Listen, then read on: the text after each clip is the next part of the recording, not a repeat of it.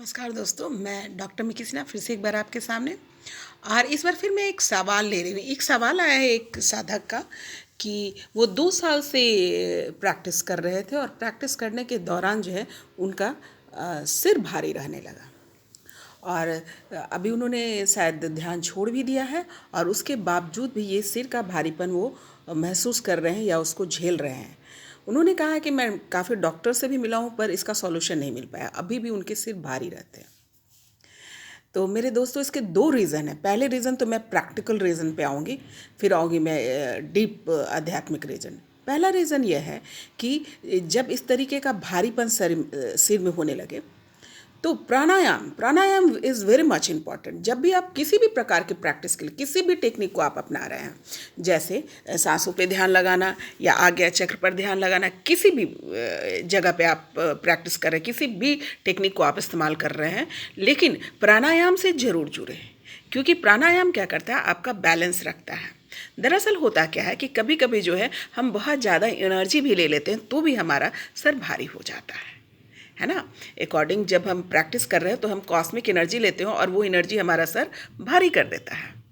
पर क्या है कि जब हम प्राणायाम, स्पेशली अनुलोम विलोम या फिर उसे नाड़ी शुद्धिकरण भी कहते हैं, उस प्राणायाम को आप अपनाएंगे, उसको पर प्रैक्टिस करेंगे तो आपकी ये प्रॉब्लम सॉर्ट आउट हो जाएगी।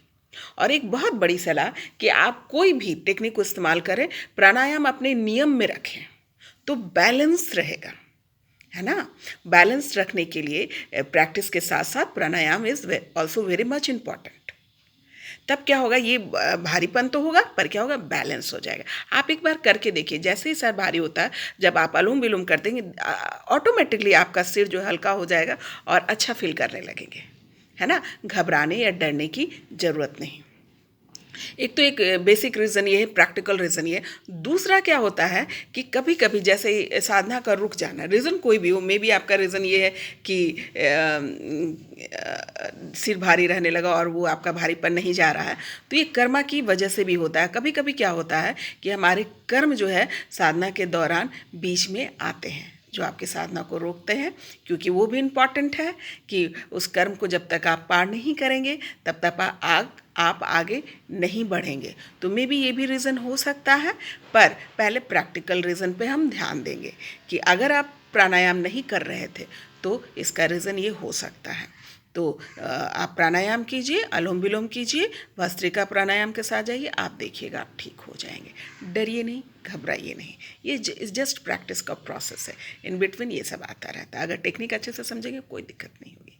उम्मीद करती हूँ आपके सवाल का जवाब मैं दे पाई, और फिर मिलती हूँ नए सवाल, नए जवाब, नए विषय के साथ। नमस्कार।